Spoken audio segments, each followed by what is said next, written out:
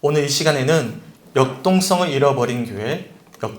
잃어버린 교회라는 제목으로 누가복음 9장 28절부터 36절까지의 본문을 담아 함께 은혜를 나누도록 하겠습니다. 어제 온종일 서재에 앉아 묵상한 말씀을 정리하고 원고를 작성하고자 그렇게 앉아 있었는데요.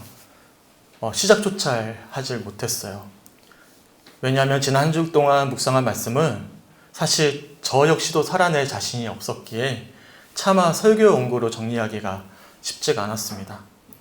사실 오늘 말씀은 우리 교회와 우리 성도님들에게 제 개인적으로 묵상되기는 너무나 중요한 말씀이라고 여겨집니다. 저도 오늘 나눈 말씀을 묵상하던 도중에 망치로 한 대 맞은 것 같은 어떤 충격을 저는 개인적으로 받았거든요. 그리고 우리 교회의 문제가 무엇일까? 더 나아가서 담임자의 제 문제가 무엇인지를 정확하게 진단하게끔 하셨던 말씀이 되었습니다. 이처럼 오늘 주신 말씀은 제 목회와 우리 교회의 상황을 깊이 돌아보게끔 하는 도전을 주는 말씀이었어요. 그렇기 때문에 부담스러웠습니다. 우리 교회와 저를 향한 말씀이 분명했지만 설교자인 저조차도 이 말씀대로 살아낼 자신이 없었기에 차마 원고로 작성할 수가 없었어요. 그러니까 늦은 밤까지 작성을 하나도 못하겠는 거예요. 이미 말씀은 다 준비가 됐는데. 그렇다고 감동으로 주신 말씀을 외면할 수 없었고 다른 말씀을 나눌 수도 없었습니다. 그렇게 어제 늦은 밤까지도 설교 원고를 하나도 작성을 하지 못했어요. 그리고 오늘 새벽을 맞이했습니다. 비록 오늘 원고가 완벽하진 않지만 용기를 주셨고 지난 한 주 동안 우리 교회와 저와 우리 모두에게 주시는 말씀을 정리해서 이 시간 설교단 앞에 섰습니다.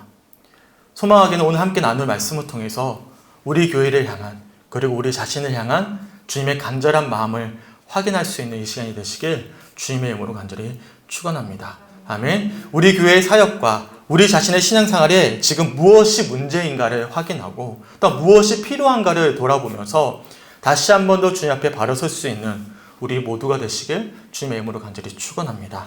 아멘. 오늘 본문은 유명한 사건이에요. 아마 다들 아시는 변화산 사건이라고 불리는 사건입니다. 작년에 마가복음 말씀을 살펴보았을 때도 오늘 본문과 병행 구절인 마가복음 9장을 살펴봤거든요. 마가복음 9장에도 이 사건이 등장합니다. 함께 은혜를 나누었어요. 혹시 기억나십니까? 그래서 다들 정확히 기억은 안 나시겠지만 대략적인 내용은 알고 계실 것입니다. 본문의 내용은 이렇습니다. 예수님은요, 제자 중에서도 대표하는 베드로와 야고보와 요한을 데리시고 기도하시기 위해서 산으로 올라가셨습니다. 예수님과 함께 기도하러 산으로 올라가셨던 예수님은 기도하셨고요. 제자들은 그만 피곤했는지 산 위에서 잠깐 잠이 들었습니다. 깊은 잠이 들었어요. 그런데 제자들은 잠이 들고 예수님이 기도하시던 그 과정 속에서 예수님의 옷이 하얘지면서 광채가 나고요. 용모가 변화되었습니다. 그리고 문득 두 사람이 나타나더니 영광스럽게 변화한 예수님 곁에 와서는 함께 대화를 나누기 시작했어요. 네, 알고 봤더니 놀랍게도 그 한 사람은 모세였고 또 다른 한 사람은 엘리야였습니다. 본문 29절과 30절 우리 다 같이 한번 읽어볼게요. 시작. 기도하실 때 용모가 변화되고 그 옷이 휘어져 광채가 나더라. 문득 두 사람이 예수와 함께 말하니 이는 모세와 엘리야라. 아멘. 이처럼 제자들이 깊은 잠이 든 사이에 예수는 놀라운 모습으로 변화하셨고요. 모세와 엘리야와 여러 대화를 나누셨습니다. 특별히 본문 31절의 말씀을 보시면 이 대화의 내용이 어떤 내용이죠? 주로 예수님이 곧 예루살렘으로 가셔서는 별세하실 것이다 와 관련된 내용을 나누었던 것이죠. 본문 31절입니다. 영광 중에 나타나서 장차 예수께서 예루살렘에서 별세하실 것을 말하였어요. 여기서 별세라는 단어를 살펴보시면 원어가 엑소도스라는 단어입니다. 떠난다라는 의미예요. 우리가 지금 새벽 기도의 시간에 어떤 말씀 나누고 있죠? 출애굽기 나누고 있잖아요. 이 출애굽기도 엑소도스입니다. 떠나다라는 것이죠. 쉽게 표현해서 애굽에서 노예 생활을 하던 이스라엘 백성들을 위해서 하나님이 모세를 세우셨어요. 그리고 이 모세를 통해서 엑소더스 하셨어요. 출애굽을 인도하셨던 것이죠. 마찬가지입니다. 죽을 수밖에 없는 우리들을 위해서 예수님을 세우신 거예요. 그리고 예루살렘으로 가셔서는 십자가 체험과 부활을 통해서 엑소더스, 새로운 출애굽, 영적 출애굽을 이루실 것임을 지금 모세와 엘리야와 함께 대화를 나누고 계신 것이죠. 이렇게 영광스러운 모습으로 변화한 예수님은 모세와 엘리야와 함께 예루살렘에서 별세하실 것을 대화하셨고요. 그 과정 속에서 깊은 잠에 들고 있었던 제자들이 깨어났습니다. 우리 본문 32절 다 같이 한번 읽어볼게요. 시작. 베드로와 및 함께 있는 자들이 깊이 졸다가 온전히 깨어나 예수의 영광과 및 함께 선 두 사람을 보더니 아멘.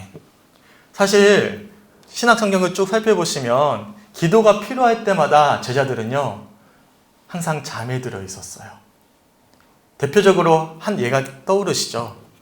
예수님이 십자가를 지시기 전날 밤에 겟세마네 동산에 제자들과 함께 올라가셨어요.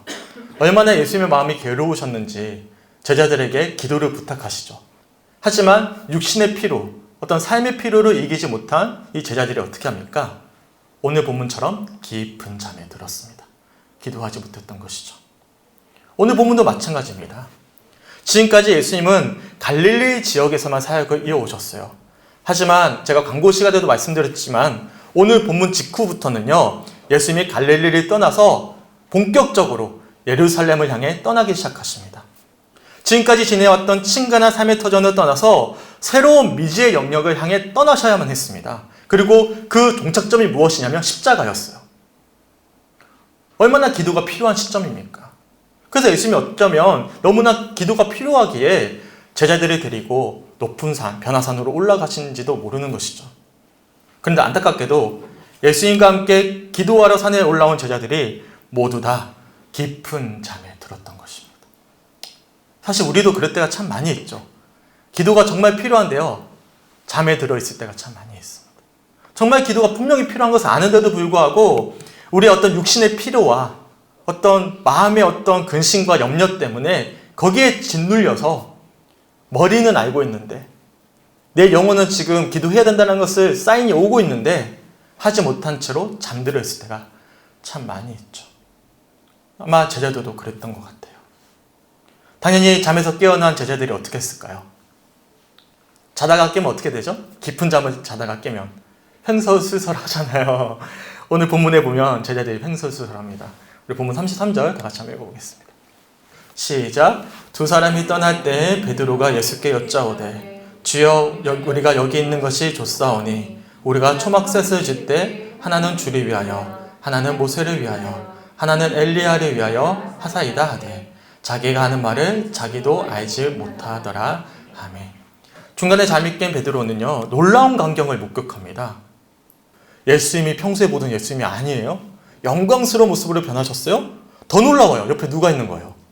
모세와 엘리야가 있는 거예요. 혹시 우리 성주교 형들은 이러한 영적 체험을 해보신 적이 있으십니까? 이러한 영적 체험을 하게 되면요 마치 천국에 온 것과도 같은 어떤 황홀경을 경험하곤 합니다. 저도 과거에 성령 집회를 참석했다가 입신도 해봤고요. 흔히 말하는 성령춤? 그런 것도 쳐봤어요. 그래서 입신을 하게 되면 안 깨고 싶어요. 누가 깨우면 화가 날 것 같아. 그 순간이 너무나 좋기 때문에. 저는 몸치거든요. 우리 아이들이 미안해요. 몸치를 물려줘가지고 몸치인데 제가 참 춤을 못 춰요. 근데 춤을 못 춰서 누군가에게 춤 춰보라고 하면 그렇게 싫어요.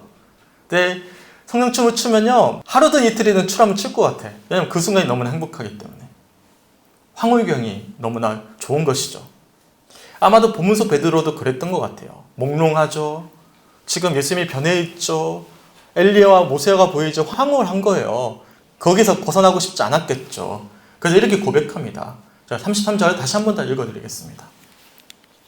두 사람이 떠날 때 베드로가 예수께 여짜오되 주여 우리가 여기 있는 것이 좋사오니 우리가 초막셋을 짓되 하나는 주를 위하여 하나는 모세를 위하여 하나는 엘리야를 위하여 하사이다 하되 자기가 하는 말을 자기도 알지 못하더라. 아멘.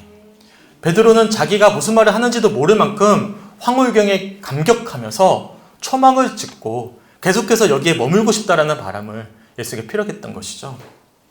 그런데요, 이 고백을 하자마자 갑자기 구름이 몰려옵니다. 그리고 제자들 위를 덮었어요. 그리고 구름 속에서 뭐라고 말씀하냐면 나의 아들 곧 택함을 받은 자니 너희는 그의 말을 들어라. 그의 말을 들어라 라고 말씀하셔요. 본문 34절과 35절 다 같이 한번 읽어볼게요. 시작. 이 말 할 즈음에 구름이 와서 그들을 덮는지라. 구름 속으로 들어갈 때 그들이 무서워하더니 구름 속에서 소리가 나서 이르되 이는 나의 아들 곧 택함을 받은 자니 너희는 그의 말을 들으라 하고. 성경에서 구름은요 하나님의 현년을 상징하는 표현입니다. 하나님의 형년을 마주할 때마다 우리는 두려울 수밖에 없어요. 당연히 본문 속 제자들도 두려워했습니다. 그렇게 두려워하는 제자들을 향해 뭐라고 말씀하시냐면 택함을 받은 나의 아들인 예수 그리스도의 말씀을 들을 것을 말씀하십니다. 그리고 이어지는 본문 36절에 이렇게 말씀하셔요. 소리가 그침에 오직 예수만 보이더라. 제자들이 잠잠하여 그 본 것을 무엇이든지 그때에는 아무에게도 이르지 아니하니라. 그리고 이어지는 37절을 보시면요. 예수님과 제자들이 그 산을 내려가게 됩니다. 일상으로 돌아가게 되는 것이죠. 이처럼 오늘 본문 말씀은요. 흔히 변화산 사건이라고 불리는 유명한 말씀이죠. 예수님과 함께 기도하러 산에 올라간 제자들이 변화된 예수님의 영광스러운 모습과 그 곁에 선 모세와 엘리야의 모습을 목격하고는 그 황홀경에 놀라워하는 모습이 담겨져 있는 말씀인 것입니다. 한번 여쭤볼게요. 우리 성주교회 성도님들은 지난 한 주 동안 이 말씀을 읽고 묵상하시면서 어떠하셨습니까? 저는 우선 황홀경에 놀라워하던 제자들이 구름 속에서 하나님의 말씀을 들은 후에 보인 태도를 주목하게 되었습니다. 본문 36절 한 번 더 읽어볼까요? 시작. 소리가 그침에 오직 예수만 보이더라. 제자들이 잠잠하여 그 본 것을 무엇이든지 그때에는 아무에게도 이르지 아니하니라. 아멘. 질문이 생긴 거예요. 이 말씀을 보다가 왜 제자들이 잠잠히 있었을까? 그토록 거기에 머물고 싶다라고 이야기했는데 왜 갑자기 태도가 변화되어져서 잠잠히 있었을까? 왜 제자들은 놀라운 광경을 목격했는데도 불구하고 자신이 본 것을 다른 이들에게 이야기하지 않았을까? 그렇잖아요. 신기한 거 보면 이야기하고 싶어요? 안 하고 싶어요? 하고 싶죠. 저도요, 예수님 만난 체험들 이야기하고 싶어요. 안 하고 싶은 사람이 어디 있습니까? 근데 잠잠히 이야기를 안 해요? 왜 그랬을까? 35절에서 하나님이 택하신 아들의 이야기를 들을 것을 말씀하셨잖아요. 예수님께서 오늘 있었던 일들을 다른 데 이야기하지 말라고 하셔서 침묵하였을까? 아니면 학자들의 견해처럼 자신들이 경험한 체험이 이해가 되질 않아서 이야기하지 않았을까? 여러 방면으로 저는 묵상했어요. 그게 첫 번째였습니다. 묵상의 포인트가. 그러면서 처음에는 어떤 묵상이 됐냐면요. 때가 아니구나. 이야기할 때가 아니구나. 이야기할 때가 아니니까 제자들이 침묵했겠지 라고 처음에는 단순하게 묵상이 되어졌어요. 예루살렘에서 십자가를 지시기 전까지 시간이 남아있잖아요. 사역의 어떤 공백이 있잖아요. 그러니까 주님의 때에 주님이 일하시기 전까지 인내로 기다릴 것을 의미하는 이 침묵으로 묵상이 먼저 되어졌습니다. 하지만 본문을 더 깊이 묵상을 하면서 단순히 제자들의 침묵은 하나님의 때를 기다리는 침묵이 아님을 알게 됐어요. 이 침묵은요, 주님의 뜻을 온전히 헤아리지 못한 결과였음을 묵상하게 되었던 것이죠. 다시 한 번 더 본문 33절 한번 읽어보겠습니다. 시작. 두 사람이 떠날 때 베드로가 예수께 여짜오되 주여 우리가 여기 있는 것이 좋사오니 우리가 초막셋을 짓되 하나는 주를 위하여 하나는 모세를 위하여 하나는 엘리야를 위하여 하사이다 하되 자기가 하는 말을 자기도 알지 못하더라. 아멘. 은혜를 경험한 베드로의 고백은요, 놀랍게도 지금 이 순간에 경험하는 영적인 황홀경이 너무나 놀라워서 여기에 머물고 싶다라는 고백이었어요. 다른 데 안 가고 여기에 머물러 있고 싶다라는 고백이었죠. 주여 우리가 여기 있는 것이 좋사오니 우리가 초막셋을 짓되 하나는 주를 위해 하나는 모세를 위해 하나는 엘리야를 위해 짓고 싶습니다라는 고백은 굉장히 정적인 고백이죠. 정적인 고백. 33절 마지막 표현처럼 베드로는 자기가 하는 말을 자기도 알지 못할 정도로 횡설수설했지만 은혜 받은 자리에 그대로 계속 머물러 있고 싶다라는 바람이 담겨있는 고백이었던 것입니다. 이처럼 베드로는 은혜 받은 자리에, 은혜 받을 만한 자리에 계속해서 머물러 있고 싶다라는 완벽한 정적인 바람을 담아 고백하고 있는 거예요. 어디 안 가고 싶어요. 그냥 여기 있을게요. 하지만 묵상해 보니까요, 은혜 받은 자리에 머물러 있고 싶다라는 이 정적인 고백이 문제였던 거예요. 시간 관계상 우리가 먼저 읽어보지 못했지만 오늘 본문 바로 직전에 이런 말씀이 있습니다.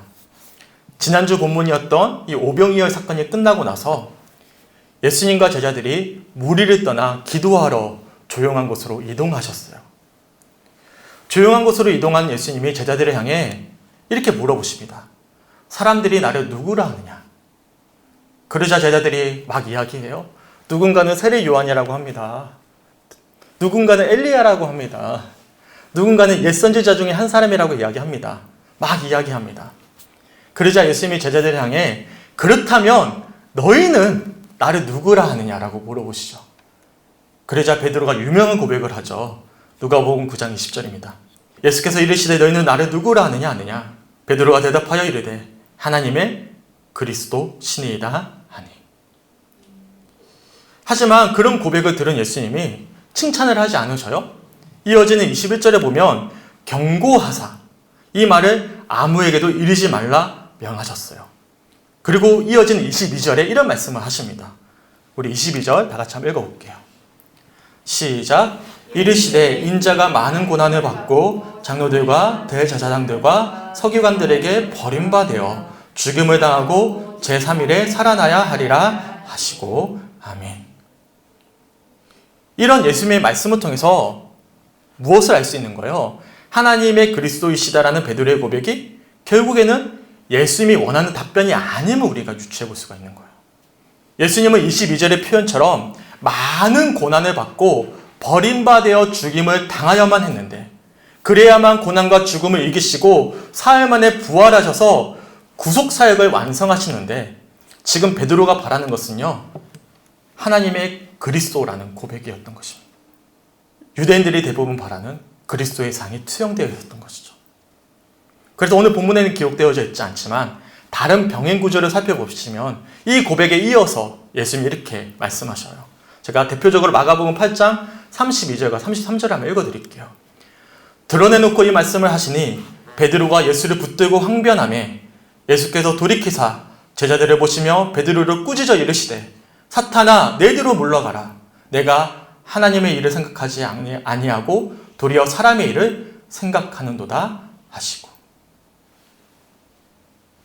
그렇다면 하나님은 그리스도이십니다라는 베드로의 고백을 들으신 예수님이 21절에서 경고하사 이 말을 아무에게도 일리지 말라라고 명하신 그 이유를 우리가 알 수 있는 거예요. 침묵하라고 하신 거거든요.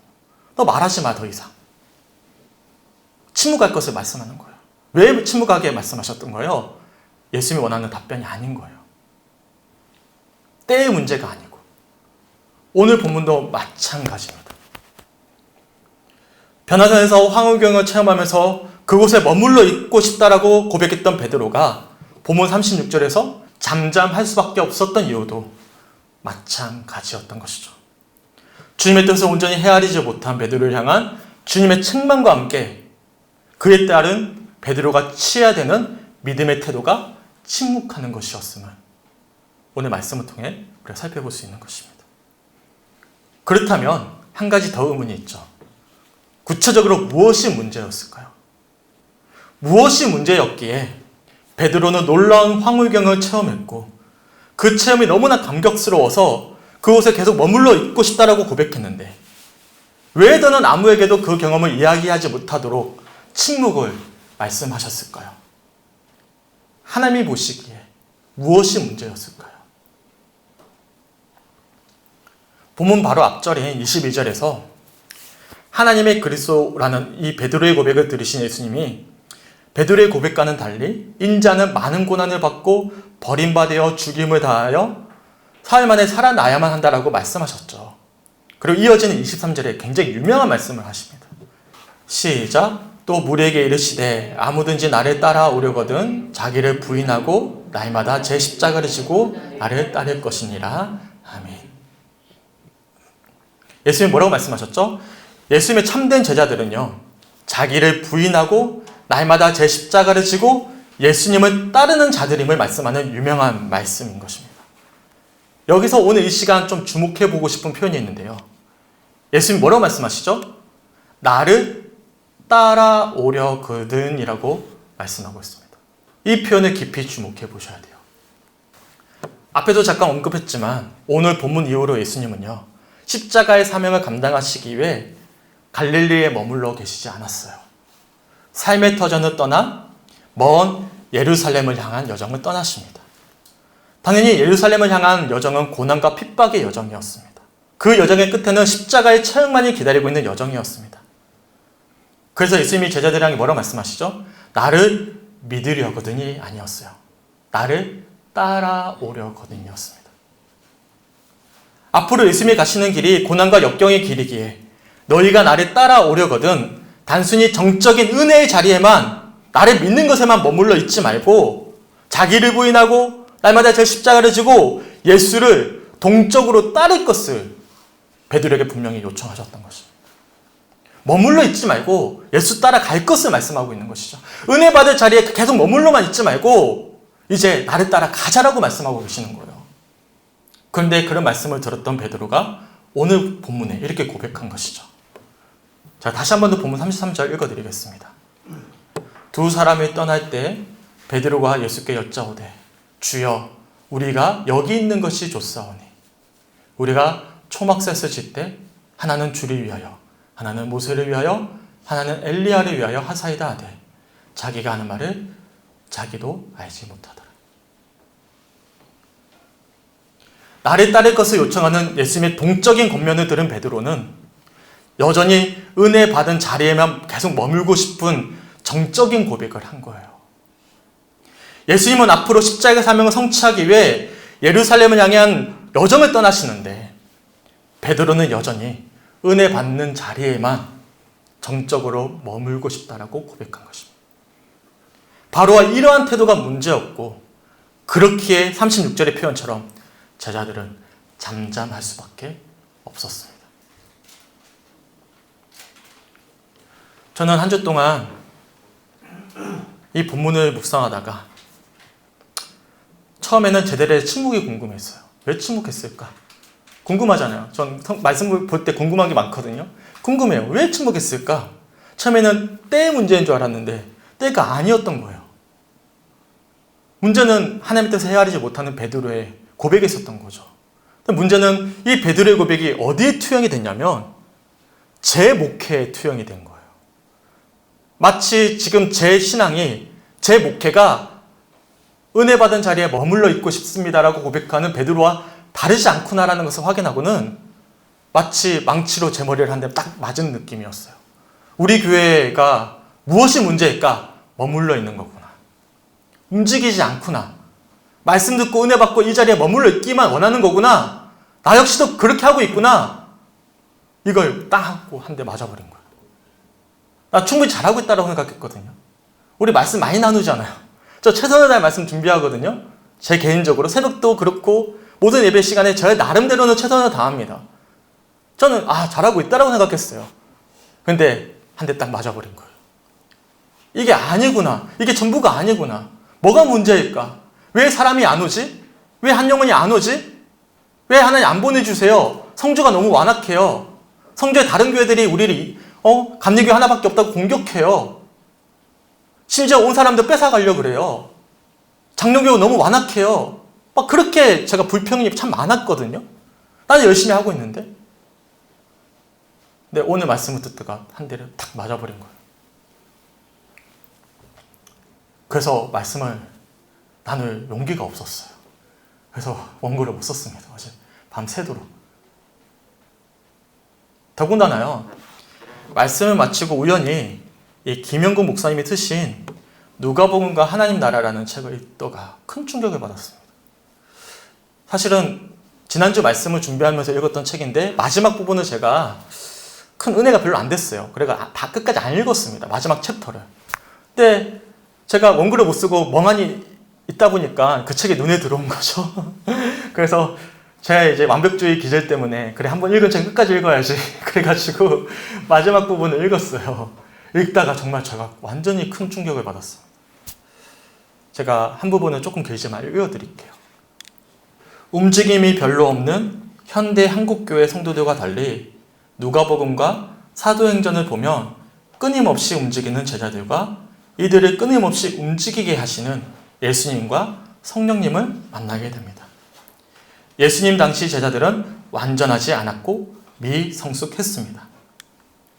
그렇지만 역동적이었습니다. 그 어떤 집단과도 다른 기독교적 역동성이 나타나는 가장 중요한 영역은 복음 전도와 이로 인한 회심이라고 생각합니다.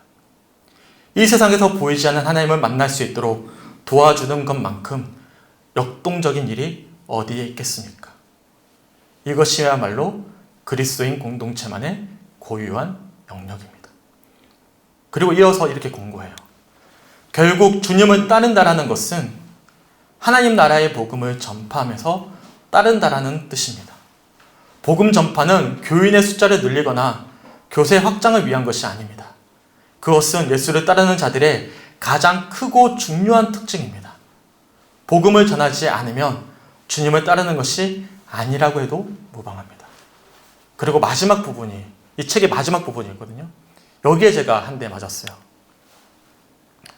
어떻게 복음을 전하지 않을 수 있습니까? 여러분이 속한 교회에서 함께 회개하십시오. 지도자들도 회개하십시오. 매주는 아니더라도 한 달에 한 번 이상 진지하게 기도하는 찾는 이 명단이 없다면, 그리고 찾는 이들과 만나 복음을 전하려고 애쓰지 않는다면 여러분의 교회는 그동안 재미가 없었을 것입니다. 역동성이 없었을 테니 말입니다. 움직이지 않는 교회는 재미가 없다라는 거예요. 움직인다라는 것은 은혜 받는 자리에만 머물러 있는 것이 아니라 은혜가 필요한 이들에게 예수 그리스도의 사랑을 전하는 것에 있음을 이야기하는 내용이었어요. 저는 개인적으로 너무나 큰 충격을 받았어요. 돌아보니까 우리 교회 참 좋은 교회인데 역동성을 잃어버린 교회였구나. 주님께서 깨닫게 하시고는 제 사역을 정직하게 좀 돌아보게끔 했습니다. 소망하기는 오늘 주신 말씀들을 깊이 우리가 도전받았으면 좋겠습니다. 주님이 지금 우리를 통해 뭘 하기 원하시는지를, 과연 내 은혜가 더 풍성해지기 위해서 지금 주님께서 뭘 원하고 계시는지를 말씀하고 계시는 거예요. 여전히 성령 충만함 받아서 땅끝까지 이르러 복음을 전했던 제자들이 아니라 부활의 주님을 만나기 전의 제자들처럼 여전히 어린아이처럼 은혜 받는 자리에 앉아서만 나 여기에 머물러 있을게요 라고 이야기했던 베드로의 모습과 신앙으로 지금 내가 머물러 있고 있지 않았을까 돌아볼 수 있는 우리 성축교회 형들이 되셨으면 좋겠습니다. 그렇잖아요. 우리가 한 영혼을 교회에 더 데려오기 위함이 아닙니다. 내가 받은 사랑이 너무나 놀라운데, 내가 지금 살아가는 이유도, 내가 영원한 삶을 소망할 수 있는 이유도 죽을 수밖에 없는 나를 살리신 예수 그리스도의 놀라운 사랑을 내가 믿기 때문인데, 정말 그 사랑이 너무나 놀랍다면 사랑하는 사람들에게, 믿지 않는 이들에게 그 사랑을 나눠줘야 되는 거잖아요.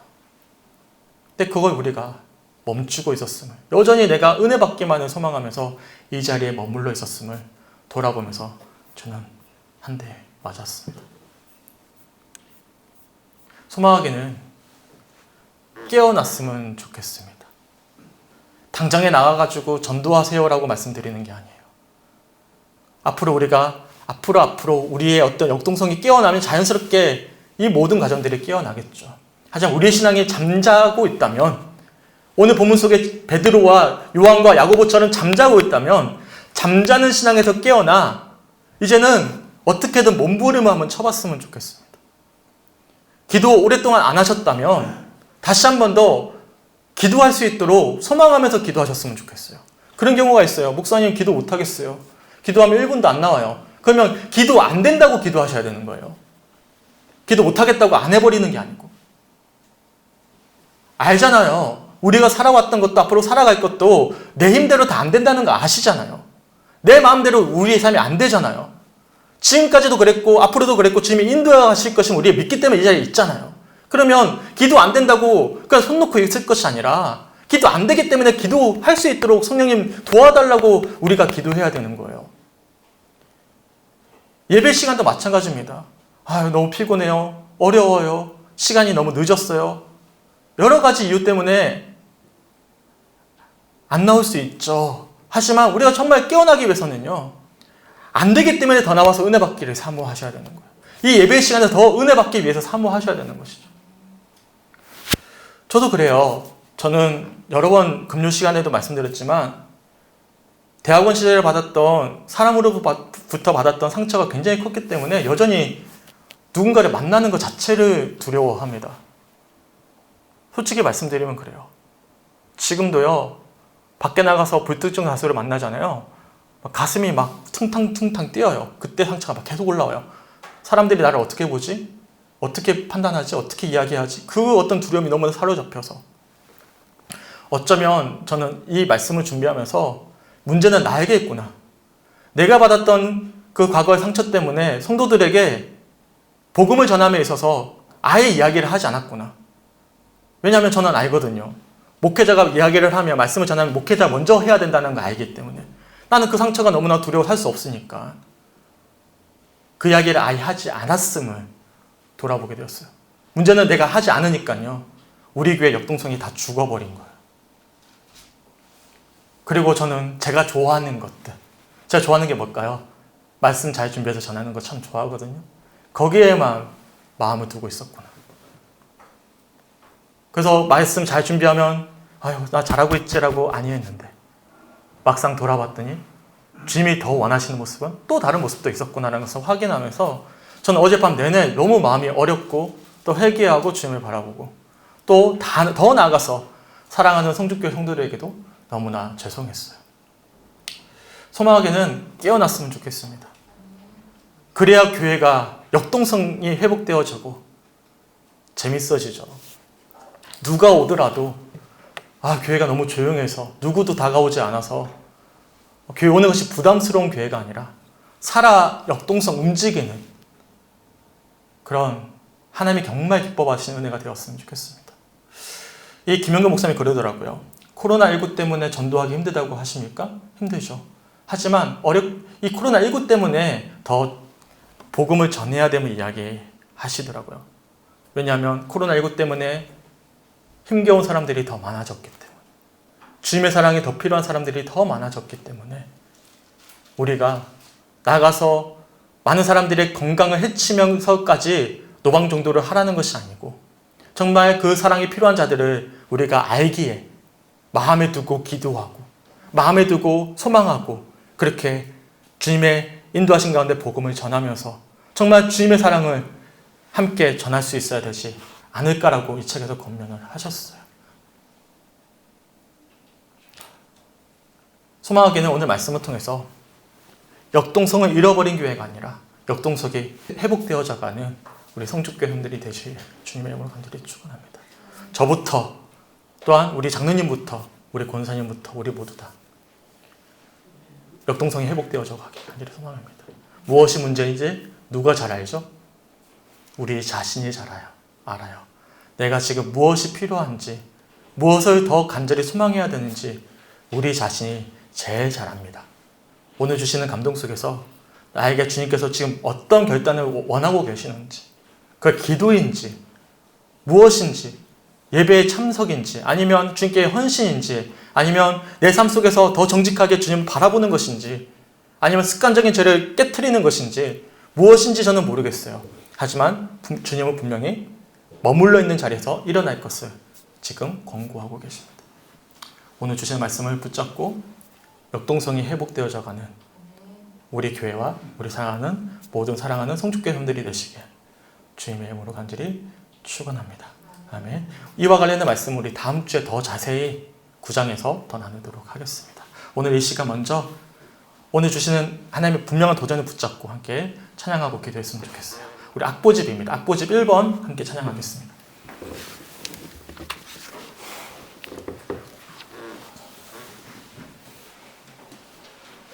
가난한 영혼, 억눌린 영혼, 지극히 작은 영혼까지 주의 사랑을 베풀리라.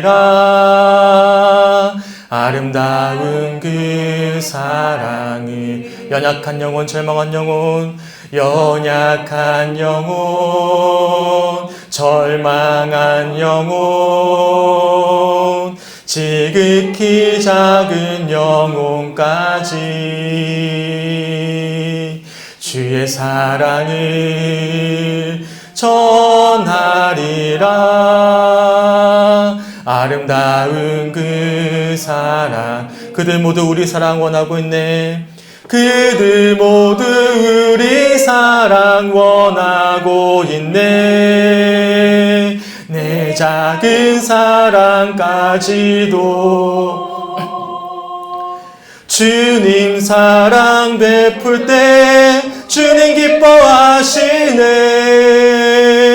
우리를 축복하시네.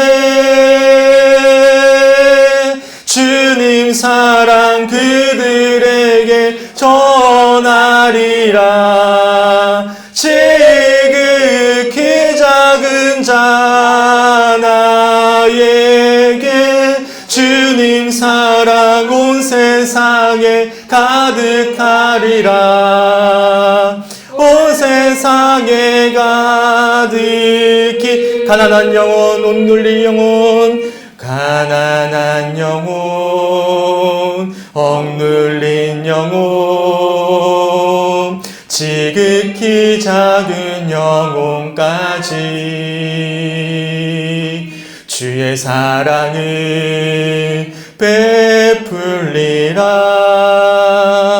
아름다운 그 사랑, 연약한 영혼, 절망한 영혼, 연약한 영혼, 절망한 영혼,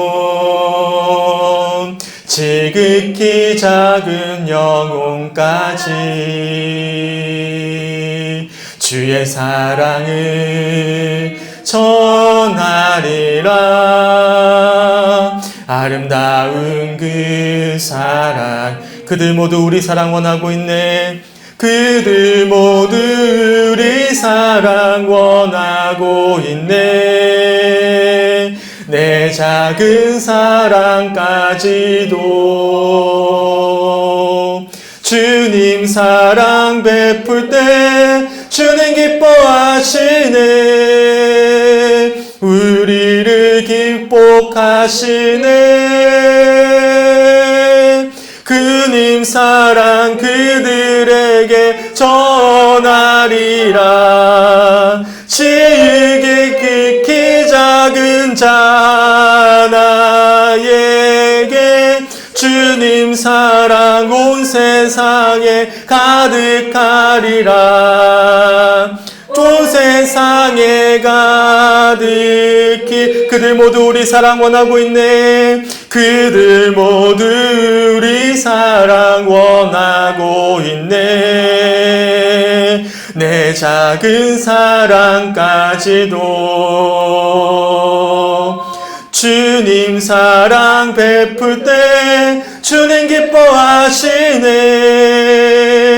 우리를 축복하시네. 주님 사랑 그들에게 전하리라. 지극히 작은 자 나에게 주님 사랑 온 세상에 가득하리라. 온 세상에 세상에 가득. 마지막으로 고백합니다. 주님 사랑 그들에게 전하리라. 주님 사랑 그들에게 전하리라. 지극히 작은 자 나에게 주님 사랑 온 세상에 가득하리라. 온 세상에 가득히.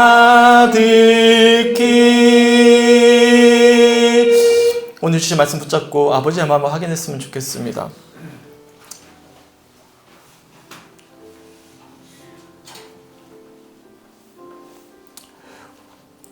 주님, 분명히 주님께서 우리를 아버지의 자녀로 불러주셨고 우리를 먼저 십자가 사랑으로 그 사랑을 확증해 주셔서 하나님, 이 완악한 우리들이 이 좋은 주일날 아침 주님 전에 나와 예배하고 있습니다. 내가 그 사랑을 지금 이 순간 확인하지 못한다 하더라도, 내가 지금 이 자리에 앉아 있다라는 것 자체만으로도 나는 이미 주님의 사랑을 받고 있음을 이 시간 고백합니다.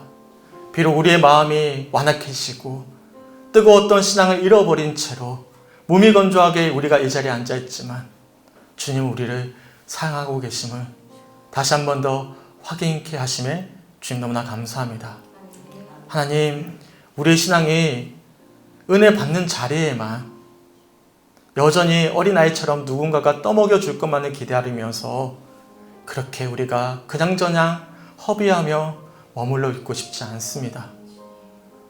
정말로 예수 그리스도의 놀라운 사랑을 날마다 확인하면서 간증하면서 정말로 주님의 살아계심을 날마다 확인하며 천국을 누리는 자들처럼 우리의 신앙이 역동적으로 주님과의 동행함의 은혜가 있길 주님 간절히 소망합니다. 혹여나 우리가 여러 이유로 기도를 놓쳐버렸다면, 우리 여러 이유로 아버지를 향한 갈망을 닫아놓았다면, 우리가 여러 이유로 찬양하지 않고 예배하지 않고 그냥저냥 나에게 주어진 하루하루를 허덕이며 살아가고 있었다면 주님, 다시 한 번 더 정적인 자리에서 일어나 역동적인 신앙이 회복되게 하여 주시옵소서. 기도할 수 없기에 기도를 더 간절히 소망케 하시고, 찬양할 수 없기에 더 찬양할 수 있도록 인도하여 주시고, 도저히 예배드릴 수밖에 할 수 없는 환경 속에 우리가 처했기에 더 예배를 사모할 수 있는 믿음 주셔서 하나님, 우리의 믿음이 다시금 역동적으로 살아날 수 있도록 주님 역사하여 주시옵소서. 주님, 성주라는 이 영적인 지역이 너무나 힘겨워서 전도할 수 없습니다. 그 사랑을 나눌 수 없습니다. 말씀 충분히 나누는 것만으로도 잘하고 있습니다라고 여겼던 목회자로서의 완악한 연약한 심성을 고백하며 주신 말씀에 너무나 감사합니다. 하나님, 환경 탓, 상황 탓을 할 것이 아니라 우리의 믿음 없음을 돌아보면서 다시 한 번 더 역동적으로 움직일 수 있는 목회자와 성도들과 우리 성주교회가 될 수 있도록 주님 역사하여 주시옵소서. 우리 내면에 두려움이 있습니다. 사람을 향한 두려움, 누군가에게 복음을 전해야 된다는 두려움, 누군가에게 싫은 소리를 들어야 된다는 두려움, 혹여나 거부받을까 봐, 누군가가 조롱할까 봐 예수님을 알지 못하게 받는 그들의 어떤 완고한 태도에 두려워서 혹여나 이 자리에 머물러 있진 않았는지 돌아보면서 나를 구원해 주셨던 그 십자가 사랑을 확인하고 우리 교회가 다시 한 번 더 일어설 수 있도록 주님 역사하여 주시옵소서. 오늘 주신 말씀들 각자 감동을 가지고 함께 묵상하며 기도하도록 하겠습니다. 다 간절히 하나님께 고백하며 나아갑니다.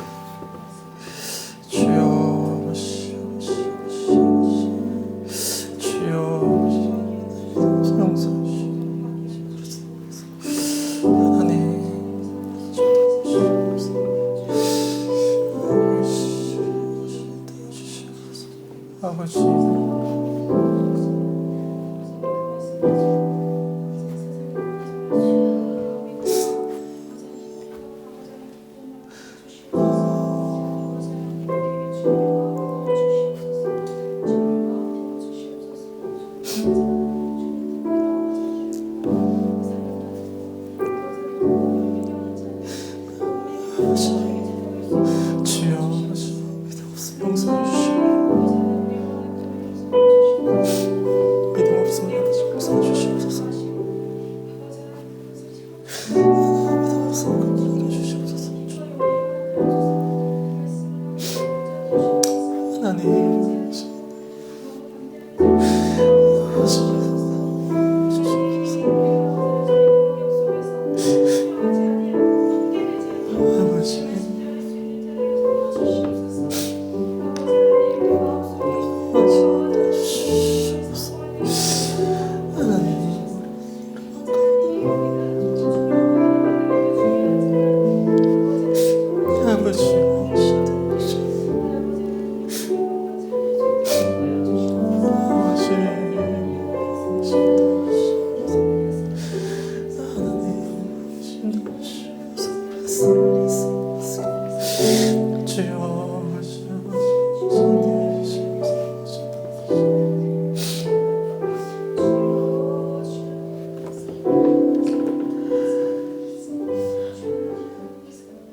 아버지, 이 시간 우리에게 간절한 마음 주심에 너무나 감사합니다.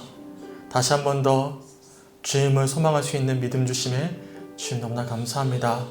아버지, 오늘 주셨던 아버지의 마음을 확인하면서 각자의 삶의 처소에서 기도가 회복되게 하시고 주님의 일하심을 소망할 수 있는 믿음 허락하여 주시고 날마다의 삶 속에서 찬양할 수 있도록 인도하시고 또한 사랑하는 이들에게 예수 그리스도의 사랑을 삶 속에서 나눌 수 있는 은혜가 있길 간절히 소망합니다.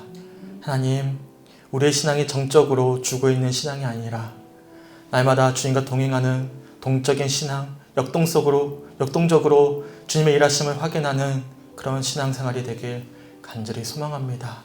주님, 한 주간의 삶 가운데 동행하여 주셔서 주님이 나와 함께하고 계시구나, 주님이 나와 동행하시구나, 주님이 일하시구나, 우리가 기도와 찬양과 말씀을 통해 확인하면서 하나님, 그 풍성한 사랑을 나누지 못해 견딜 수 없어 사랑하는 남편에게, 사랑하는 자녀들에게, 또한 주님의 사랑이 너무나 필요한 힘겨워하는 자들에게 아버지, 억지가 아니라 진정으로 삶을 통해서 나눌 수 있는 풍성함이 있게 하여 주시옵소서.